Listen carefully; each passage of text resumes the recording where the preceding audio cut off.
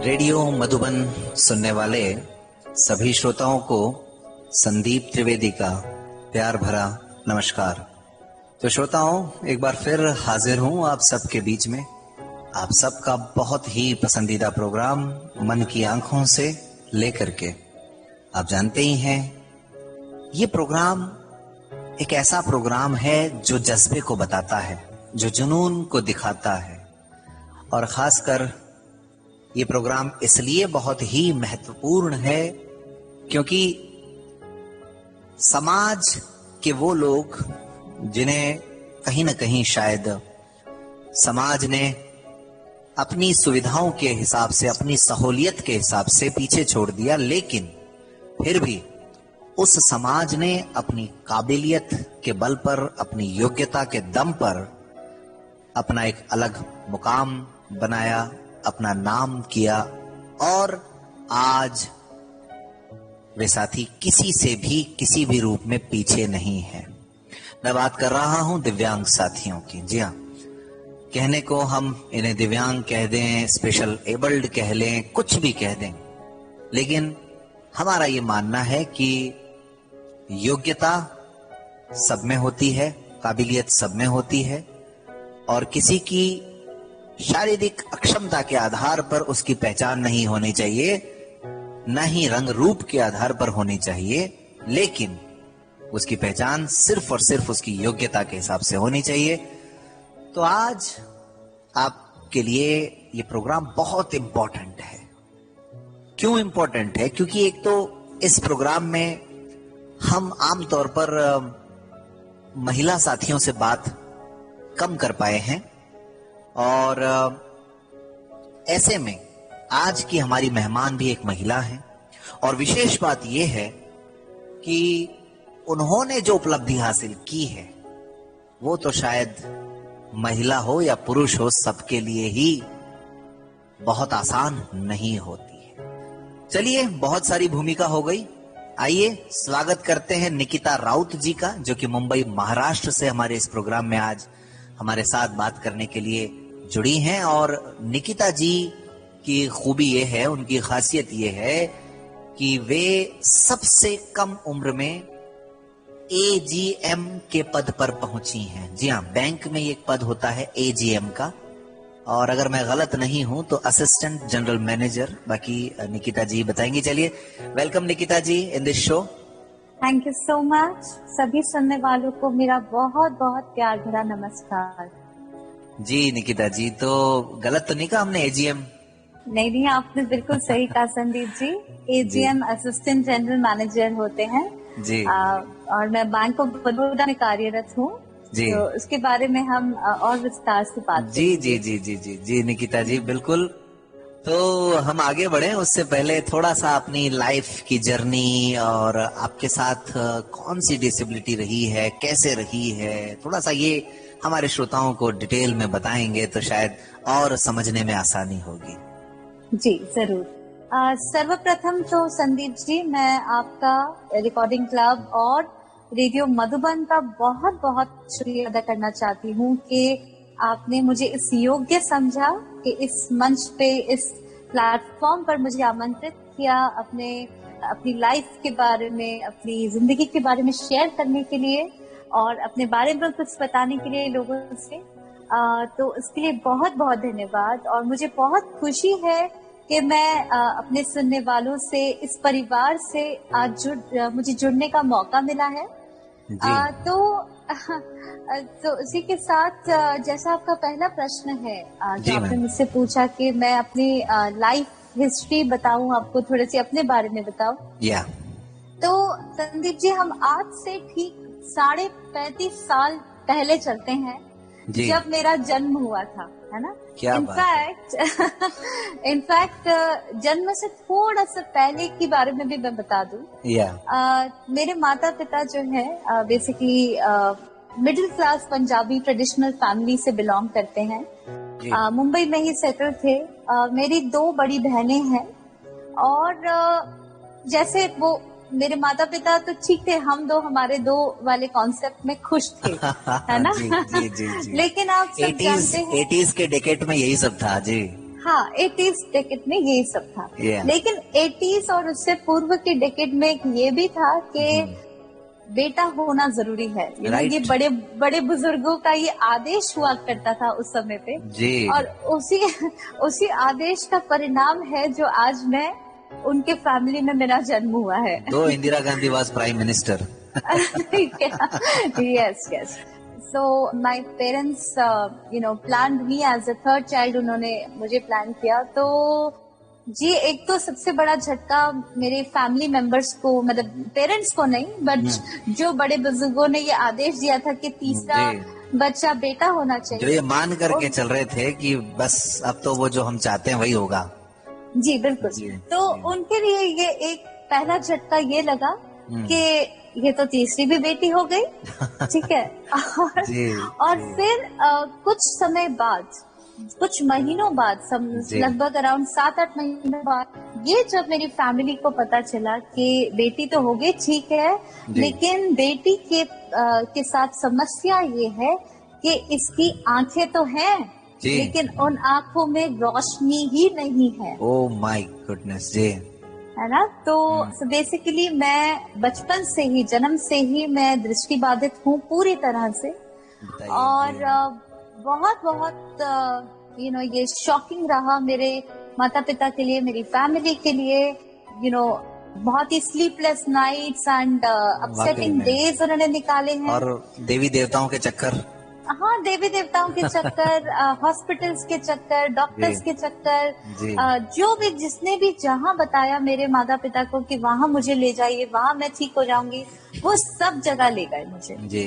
और फिर भी मेरे माता पिता जो हैं, क्योंकि वो मेरी बहुत बड़ी स्ट्रेंथ रहे हैं, बहुत बड़ी ताकत रहे हैं मेरी, उन्होंने शुरू से ये मन में ठान लिया था कि कोई बात नहीं, ये भगवान की देन है, इसको हमारे घर आना था किसी ना किसी बहाने से। तो जैसे हमने अपनी बड़ी 2 बेटियों की हम परवरिश कर रहे हैं, ठीक उसी तरह से हम इस बच्ची की भी परवरिश करेंगे। कोई बात नहीं, अगर ये चुनौती है कि ये देख नहीं सकती, तो इसका कोई ना कोई सोल्यूशन, कोई ना कोई वे आउट जरूर होगा जी। बहुत मुश्किल था मेरे पेरेंट्स के लिए। उनकी इंटेंशन तो बहुत क्लियर थी कि इक्वल ट्रीटमेंट देना है, एक सा व्यवहार करना है मेरे साथ, लेकिन कैसे करना है वो पता नहीं था। जैसे कि वो चाहते थे कि मैं भी एजुकेशन लूं, पर किसी ने कह दिया ब्लाइंड स्कूल में एडमिशन करवा दो, किसी ने कह दिया कि घर पे ही रह के पढ़ा लो, किसी ने कह दिया हॉस्टल में भिजवा दो। तो क्या करना है, उस समय तो अवेयरनेस भी इतनी नहीं होती थी। अभी तो टेक्नोलॉजी है, बहुत सारी अवेयरनेस है, लेकिन उस समय पे तो जानकारी भी इतनी नहीं होती थी। फिर भी किसी के कहने पर एक बार मेरे माता पिता, जब मैं 3-3.5 सालों की थी, मुझे ले गए किसी ब्लाइंड हॉस्टल में दाखिला दिलाने के लिए जी। और वहाँ की जब उन्होंने स्थिति देखी उस ब्लाइंड हॉस्टल की जी, तो वो इतना ज्यादा वो लोग अपसेट हुए, इतना करुणाजनक थी वहाँ की स्थिति कि मेरी माता जी जो है वो ऑलमोस्ट वो दृश्य देखने के बाद 15 दिन तो वो ही बेड पे पड़ी है। ये आप मुंबई की बात कर रहे हैं ना? जी, मैं मुंबई की बात कर रही हूँ। और क्योंकि मुझे उस संस्थान की रिस्पेक्ट बनाए रखनी है, तो मैं हॉस्टल का नाम नहीं लूंगी। ना नो प्रॉब्लम। लेकिन एक मुंबई जो महानगर जिसे हम कहते हैं, वो तो तब भी महानगर ही था। तब भी महानगर ही था। तो फिर उसके बाद बहुत स्कूलों में पूछताछ की। हर एक स्कूल जो होता था वो यही कह देता था कि आपकी बेटी बहुत होशियार है, बहुत इंटेलिजेंट है, she is a very sharp child, लेकिन हम इसको नहीं ले पाएंगे क्योंकि ये ब्लाइंड है। तो बहुत निराशा हुई उन्हें शुरुआत में। फिर एक जैसे होता है ना कि भगवान उनकी मदद करते हैं जो खुद की मदद करना चाहते हैं, है ना। तो भगवान ने एंजल के रूप में, एक फरिश्ते के रूप में, national association for the blind, आप लोगों ने नाम सुना होगा, NAB, तो उससे मेरे माता पिता का संपर्क करवाया। और NAB के उस समय एक पॉलिसी ये हुआ करती थी कि जितने भी दृष्टिबाधित बच्चे हैं उनको जहाँ तक पॉसिबल हो उन्हें इंटीग्रेटेड एजुकेशन, यानी कि बाकी नॉर्मल स्कूल में उनका एडमिशन कराया जाए। Very nice. तो उसी तहत मेरा भी एडमिशन हुआ एक स्कूल में जो मेरे घर के थोड़ी दूर था। और मैं पहली ब्लाइंड स्टूडेंट थी उस स्कूल में। बहुत क्या डिफिकल्टी बात है। हुई शुरुआत में जी, बहुत चैलेंजेस हुए। ब्रेल लिपि मैंने सीखी। ब्रेल लिपि मैं दर्शकों को बता दूं, सुनने वालों को बता दूं, वो लिपि होती है जिससे हम पढ़ाई करते हैं, स्पर्श करके हम जी। ABCD जो अल्फाबेट्स है उसे अपनी उंगलियों से स्पर्श करके हम पढ़ाई करते हैं। बिंदु होती है बेसिकली उस लिपि में, बहुत तो वो सीखी। मेरी माता जी ने मेरे लिए ब्रेल लिपि सीखी। और स्कूल में क्योंकि बाकी बच्चे ब्लाइंड नहीं थे और मेरी टीचर्स को भी कोई एक्सपीरियंस नहीं था ब्लाइंड बच्चे के साथ उसको पढ़ाने का, तो स्कूल में तो मैं केवल सुन के सब चीजों को ग्रास्प करती थी, ठीक जी। है। और एग्जाम में राइटर के माध्यम से देती थी। राइटर वो व्यक्ति होता है जो आपके लिए आप बोलते हैं और वो पेपर आपके लिए लिखता है। बिल्कुल। तो ऐसे करते करते मेरी स्कूल की जर्नी जो है वो आगे बढ़ती रही। संदीप जी, मैं अपने श्रोताओं को ये बताना जरूर चाहूंगी कि चाहे मैं उस समय छोटी थी, बच्ची थी, राइट। लेकिन भगवान ने शायद मुझे ये शक्ति दी थी, ये समझ दी थी कि कोई बात नहीं, मैं जो हूँ मेरे में एक अगर कमी है तो मुझे किसी तरह अपने आप को इस काबिल बनाना है कि वो कमी कभी दुनिया को कमी महसूस ही ना हो। क्या बात और है, बहुत खूब। और मैं जानती थी, थैंक यू, धन्यवाद। और ये किस एज की बात बता रही है मैम आप, जब आपको ये शायद रियलाइज हुआ होगा? ये शायद मुझे संदीप जी कुछ हो सकता है 7-8 सालों की उम्र में 92, ही 93 रियलाइज हो के गया था। आसपास। 92-93 के आसपास, क्योंकि मैं बहुत ही ज्यादा सेंसिटिव चाइल्ड थी। मैं हर छोटी बात पे रो देती थी, क्योंकि उस समय तो लोग भी चिढ़ाते थे, बच्चे भी चिढ़ाते थे, यू नो, कि अरे तुम अंधी हो, तुम्हें दिखता नहीं है, तुम घर रहो, और बहुत सी बातें सुनने मिलती थी। लेकिन उस समय समझ सकते हैं कि क्या माहौल रहा होगा। जी, तो लेकिन कहीं ना कहीं मुझे ये भी बात पता चल गई थी कि ब्लाइंडनेस क्या होता है ये तो मैं नहीं समझ पाई थी ठीक से। लेकिन हाँ, मुझे ये एहसास जरूर हो गया था कि मुझे बाकी बच्चों से ज्यादा मेहनत करनी है। तो मुझ में एक जिद थी, एक एक एक्साइटमेंट थी, एक एंथुजियाज्म जिसको कहते हैं, वो था कि मुझे सबके साथ चलना है और सबसे अव्वल रहना है जी। और मैं इसी चीज को सीरियसली लेते हुए पढ़ाई में बहुत ध्यान देती थी। और हमेशा मुझे क्लास में बाकी बच्चों के कंपैरिजन में मुझे हमेशा फर्स्ट रैंक मिलता था, हमेशा। और मेरे माता पिता का, थैंक यू, माता पिता का बहुत सहयोग रहा है। स्कूल के टीचर्स, प्रिंसिपल, इनका बहुत मेरा एक क्वेश्चन बीच में मैं पूछने वाला था, लेकिन बिल्कुल बिल्कुल उसका थोड़ा बहुत जवाब मुझे मिल गया जब आपने ये कहा कि आपकी मम्मा ने भी ब्रेल सीखी। मैं एक्चुअली पूछना चाह रहा था कि एजुकेशन के मामले में आपके पेरेंट्स की क्या स्थिति थी? मेरे पेरेंट्स एजुकेटेड हैं, मतलब मम्मी समझ लीजिए ग्रेजुएट हैं, पापा भी इंजीनियर हैं, सो एजुकेटेड हैं। बट अगेन ये भी है कि वो बहुत ज्यादा मॉडर्न फैमिली से नहीं थे, बहुत ज्यादा अवेयरनेस नहीं थी। लेकिन इसमें मैं कहना चाहूंगी कि NAB ने बहुत रोल प्ले किया, अच्छा। और साथ ही में मुझे कुछ पर्सनल ट्यूटर्स और स्कूल के टीचर्स वगैरह, उनका कोऑपरेशन मुझे बहुत अच्छा मिला। तो चाहे मेरी मम्मी बहुत ज्यादा एजुकेटेड नहीं थी, लेकिन उनमें इतनी समझ डेफिनेटली है, अंडरस्टैंडिंग डेफिनेटली है कि मेरा कौन सा सब्जेक्ट वीक हो रहा है, मुझे कहाँ दिक्कतें आ रही हैं और कैसे उस चीज को सॉर्ट आउट करना है जी। और साथ ही साथ संदीप जी, ये पढ़ाई का तो एक चैलेंज था ही था, साथ ही में मेरे जो आंखों की जो मेरी प्रॉब्लम है उसके भी अलग अलग ट्रीटमेंट्स चल रहे थे। कभी आयुर्वेदिक, कभी 5 साल की उम्र में मैं एक्यूपंक्चर जिसमें सुइयां लगती हैं वो ट्रीटमेंट लिया करती थी। फिर कभी कोई जड़ी बूटियां बता देता था आंखों में, कोई आयुर्वेदिक। तो क्योंकि जो मेरी प्रॉब्लम है आईज की, वो ये प्रॉब्लम है जिसमें ऑप्टिक नर्व्स, जो नसें होती हैं जो आंखों को दिमाग से जोड़ती हैं, वही नसों में खून का संचार नहीं है, वही नसें डेड है। तो अच्छा, एक और ब्लेसिंग इन डिस्गाइज भी कह सकते हो उसको, और उसको थोड़ा चैलेंज भी कह सकते हो कि मुझे देखने से ये कभी पता नहीं चलता कि मैं दृष्टि बाधित हूँ। मेरी आंखें जो है वो बिल्कुल नॉर्मल है। क्या बात। तो आंखें नॉर्मल हैं तो जाहिर सी बात है, मतलब जो शारीरिक बनावट है आपकी वो भी बहुत ठीक ठाक रही होगी। जी, मतलब मैं कोशिश तो ये रखती हूँ कि बिल्कुल अपडेटेड रहूँ, अप टू डेट रहूँ। हम इस बारे में भी बात करेंगे, चर्चा जी जी करेंगे, जरूर। क्योंकि तो मैम ये मेडिकल साइंस में जो आपकी जी, आंखों की जो प्रॉब्लम है उसको क्या बोल सकते हैं उसको, ऑप्टिक डिसऑर्डर?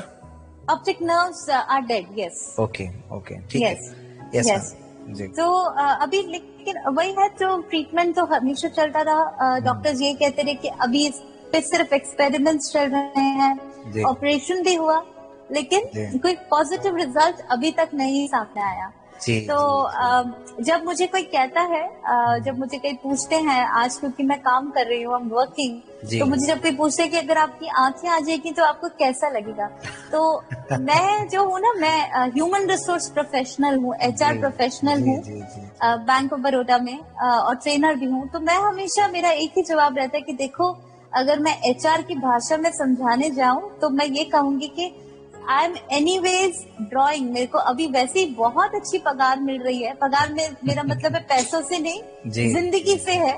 या बहुत अच्छी मतलब पगार जो मिल एक रही एक है। ऑनर जो मिल रहा है आपको, और जी, आपने जो मुकाम बनाया है, शायद जी, कहीं ना कहीं उसके लिए तो डिसेबिलिटी को भी एक रोल मान सकते हैं ना, एक पार्ट मान जी, सकते हैं। जी। जी तो मैं यही कहती हूँ कि मुझे अभी तो बहुत अच्छी पगार मिल रही है। अगर मेरी आंखें आ जाती हैं जी तो बहुत ज्यादा फर्क मेरे व्यक्तित्व में नहीं पड़ेगा, सिर्फ उसको मानूंगी कि वन टाइम बोनस मिल गया मुझे, बस। तो जी तो जी जी ये है। फिर जी हम आगे चलते हैं, जो आपने क्योंकि मुझे कहा है अपनी लाइफ को विस्तार से बताने के लिए, जी। तो कुछ जो इम्पोर्टेंट स्टेजेस रही, कुछ महत्वपूर्ण हाँ, जो श्रोताओं पड़ाव के लिए भी रहे। थोड़ा जी, मोटिवेटिंग हो सके, ऐसी जी। कोई बात आप तो बताना चाहें? जी जी, जी। तो स्कूल में तो मैं मतलब चैलेंजेस आते गए, प्रॉब्लम्स आती गई, और मैं उसको सॉल्व करती रही।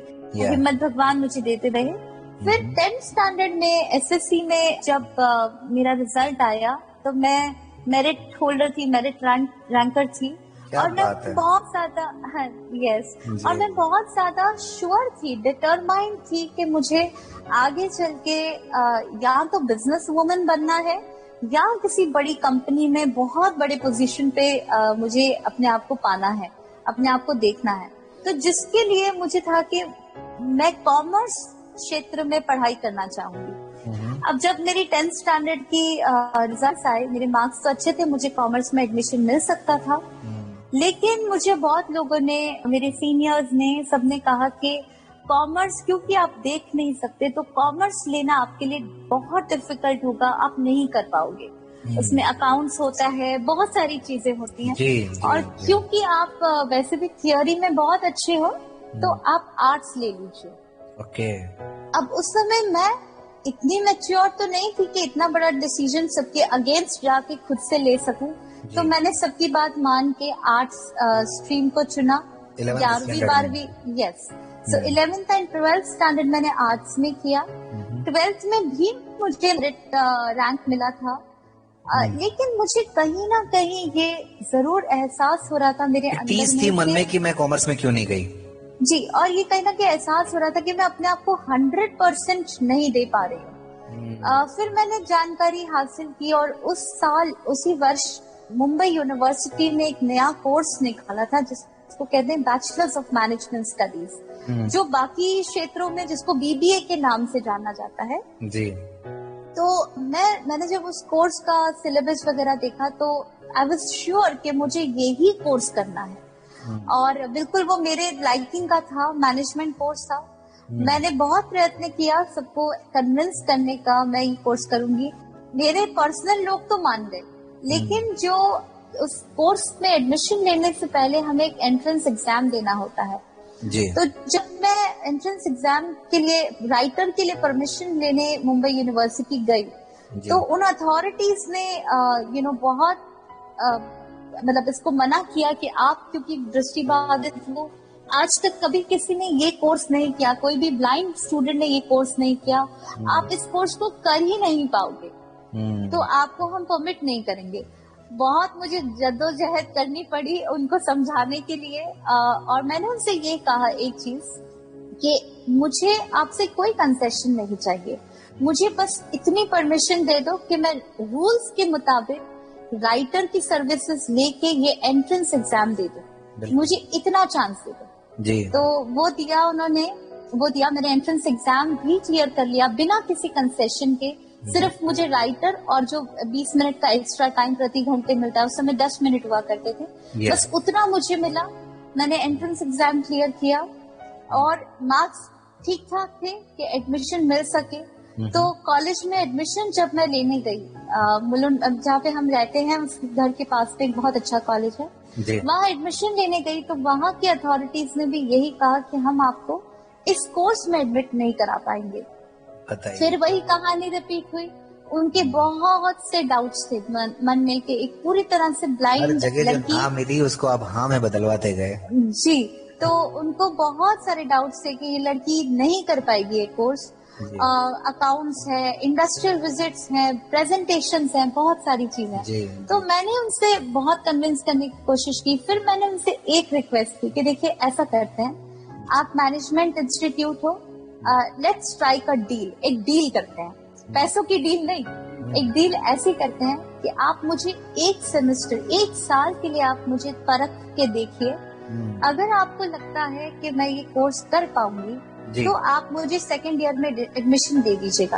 अगर आपको लगता है कि मैं नहीं कर पा रही हूँ ये कोर्स और आपको ये डर है कि आपके कॉलेज का नाम खराब हो जाएगा कि मैं पास नहीं होंगी, तो आप मुझे लिविंग सर्टिफिकेट दे दीजिएगा, मैं अपने बीए में वापस एडमिशन ले लूंगी। उस शर्त पे ये कोर्स में मुझे एडमिशन मिली। और संदीप जी, जैसे विधि का विधान, जैसी किस्मत, मेरा जो पहला लेक्चर था, first session of the course, inauguration के बाद, कोई गेस कर सकता है वो उस सब्जेक्ट का था जिस सब्जेक्ट के वजह से मैंने कॉमर्स नहीं ली थी, और वो था अकाउंट्स। तो सबसे पहला नर्वसनेस मुझे वहीं हो गया कि ये तो अकाउंट्स तो इसमें भी है, मैं कैसे करूं। लेकिन मान लीजिए जैसे मेरे अंदर कोई और ही शक्ति आ गई हो और मैंने अपने आप से कहा कि नहीं, ये यहाँ मुझे हार नहीं माननी, मुझे अपने लिए तो ये कोर्स करना ही करना है। लेकिन मुझे जो बाकी मेरे दृष्टिबाधित भाई बहन है, छोटे भाई बहन है, जो आगे अपना करियर मैनेजमेंट में बनाना चाहते हैं, मुझे उनके लिए भी एक अवकाश, एक अपॉर्चुनिटी का द्वार खोलना है। ठीक है, तो वो चीज को, वो प्रेरणा को अपने मन में रखते हुए मैंने पूरी तरह से उस लेक्चर में कंसंट्रेट करने की कोशिश की। और फिर जैसे भगवान आए मेरे पास, मेरी जो अकाउंट्स की टीचर थी, उन्होंने मुझे कहा कि बेटा, मैं जानती हूँ कि आपको ये दिक्कत है, पर मैं ये भी जानती हूँ कि आप बहुत सिंसियर स्टूडेंट हो, आप बिल्कुल चिंता मत करो, मैं आपको पर्सनली ये सब्जेक्ट सिखाऊंगी। आप क्लास में, जी, आप क्लास में तो सुनी लो, पर मैं आपको पर्सनली समझाऊंगी। जी। और वो उन टीचर ने मेरे साथ इतनी मेहनत की, जो आप लोग जानते होंगे, बैलेंस शीट और जो इस तरह के फॉर्मेट्स होते हैं अकाउंट्स में, बहुत सारे फॉर्मेट्स जो होती हैं, टेक्निकल टर्म्स होते हैं, स्टेटमेंट्स होती हैं। तो मेरी वो टीचर जो थी, वो मुझे मेरे हाथ पर अपनी उंगली से वो फॉर्मेट्स को ड्रॉ करके बताती थी कि ये स्टेटमेंट इस तरह दिखती है, ताकि मैं उसको विजुअलाइज करके उसको समझ पाऊँ। यहाँ तक उन्होंने मेहनत की और हमारी मिलीजुली मेहनत का परिणाम ये हुआ कि उस सब्जेक्ट में फाइनल एग्जाम में फर्स्ट ईयर में मैंने क्लास पूरे 120 बच्चों में टॉप किया था और मुझे 100 में से 92 मार्क्स मिले थे। क्या बात है, बहुत बढ़िया जी। तो जी बताएं मैम, बताएं जी। तो ऐसे पूरा ये 3 साल का कोर्स था, निकल गया बहुत अच्छे थे। हर दिन मैंने कोई ना कोई उपलब्धि हासिल की और लास्ट में वो सब बहुत मेमोरेबल रहा आपके लिए, बहुत ज्यादा। और फाइनल ईयर में मैंने यूनिवर्सिटी में, कॉलेज में, पूरे फाइनल ईयर में मैंने टॉप किया वो कोर्स में। और मुझे थैंक यू, और मुझे इस बात की बहुत खुशी है कि मेरे बाद और बहुत सारे बच्चों ने ये वाले कोर्स में अपनी ग्रेजुएशन की, एमबीए भी किया। और मैंने भी इसके बाद जमनालाल बजाज, जो बहुत ही प्रीमियम इंस्टीट्यूट है इंडिया में, वहां से मैंने एमबीए किया और फिर मेरी बैंक ऑफ बड़ौदा में जॉब, कैंपस प्लेसमेंट के थ्रू मुझे जॉब मिली।